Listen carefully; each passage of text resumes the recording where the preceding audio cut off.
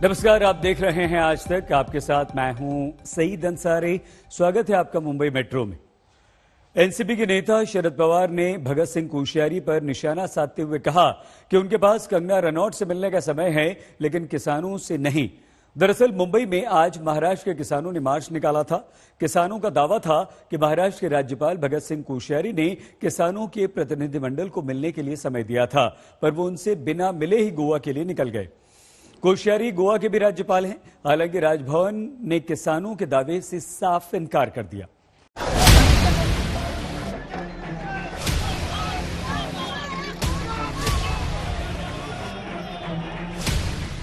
कृषि कानून के खिलाफ किसान आंदोलन की तपिश बढ़ती ही जा रही है। दिल्ली में गणतंत्र दिवस पर किसान ट्रैक्टर परेड की तैयारी कर चुके हैं। उधर मुंबई का आजाद मैदान किसानों से फुल हो चुका है। जैसे दिल्ली के सिंघू बॉर्डर पर किसानों का मोर्चा देखने के लिए मिल रहा है, वैसे ही मुंबई के आजाद मैदान में ही तकरीबन 15,000 किसान जुड़े हैं। ये किसान महाराष्ट्र के अलग अलग भाग से आए हुए हैं। ये पहले 2018 में मुंबई आए थे, जब इन्हें अपने लैंड राइट्स चाहिए थे। फॉरेस्ट एक्ट के तहत बड़ा मोर्चा महाराष्ट्र सरकार की तरफ निकाला गया था। बस इस बार जो गुस्सा है वो सेंट्रल गवर्नमेंट की तरफ है। जो 3 फार्म लॉज निकाले गए हैं उनकी तरफ है। जो फार्मर 60 दिनों से प्रोटेस्ट कर रहे हैं, उनके सपोर्ट में ये लोग मोर्चा निकाल रहे हैं। और यहाँ पर 26 जनवरी की सुबह में झंडा भी फहराया जाने वाला है।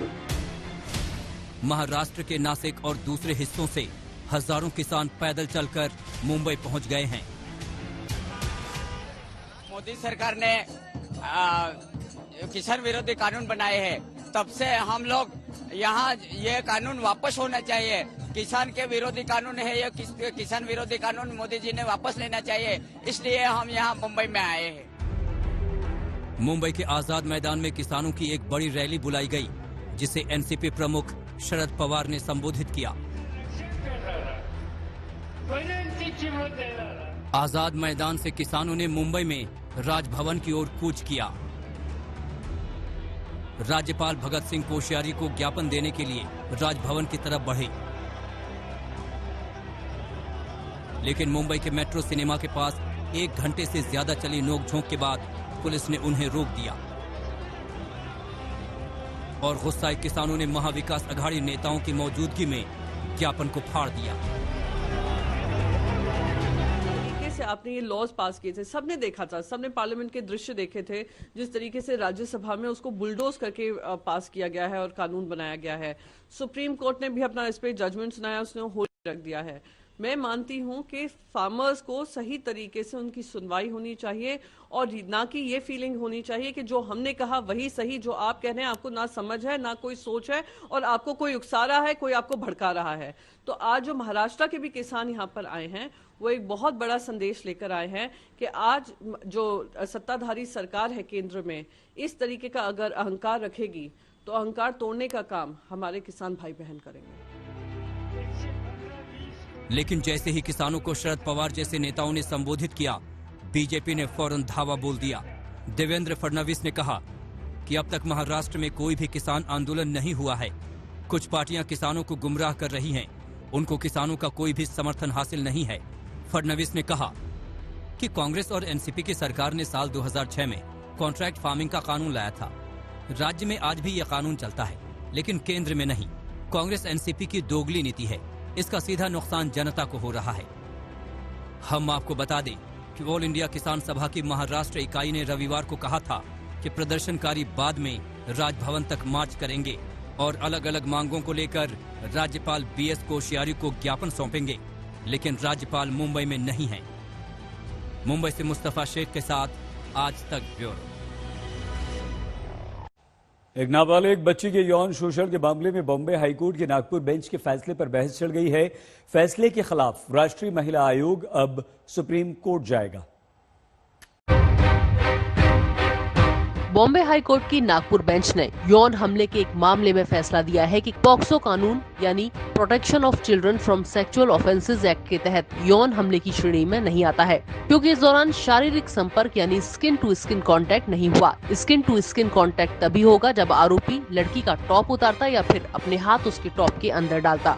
नागपुर बेंच ने इस मामले में आरोपी को बरी कर दिया है। बॉम्बे हाईकोर्ट के इस फैसले से सामाजिक, राजनीतिक और कानूनी हलकों में एक बहस छिड़ गई है। शिवसेना की राज्यसभा सांसद प्रियंका चतुर्वेदी ने फैसले पर सवाल उठाए। आपने ये जजमेंट का, अगर आपने जजमेंट पढ़ा होगा, कॉपी पढ़ी है, और मुझे और सुनकर पढ़कर गुस्सा आ रहा है कि आप कह रहे हैं कि जब तक स्किन टू स्किन टच नहीं होता इसको सेक्सुअल असॉल्ट नहीं माना जाएगा। एक 12 साल की बच्ची के साथ एक रेप करने की कोशिश हुई है, माँ आ जाती है, उनको बचा लेती हैं, जिसकी वजह से आज वो बच्ची बची हुई है, और आप कह दें कि ये तो सेक्सुअल असॉल्ट ही नहीं है, ये सेक्सुअल ऑफेंस ही नहीं है, ये बस छेड़खानी का मामला है। बहुत ही दुखदायी जजमेंट है। और मैंने जो हमारी women and child welfare minister हैं यशोमती जी, उनसे भी कहा है कि इसको टेकअप करें, क्योंकि ये आने वाले समय में जो भी बच्चियों की लड़ाई लड़ रहे हैं और एक्ट बनाने में पॉसिबल हुआ है, उनके लिए ये एक बहुत बड़ा फेलियर हो जाएगा। राष्ट्रीय बाल अधिकार संरक्षण आयोग ने महाराष्ट्र सरकार से अनुरोध किया है कि वो जल्द से जल्द बॉम्बे हाईकोर्ट के फैसले के खिलाफ अपील दायर करे।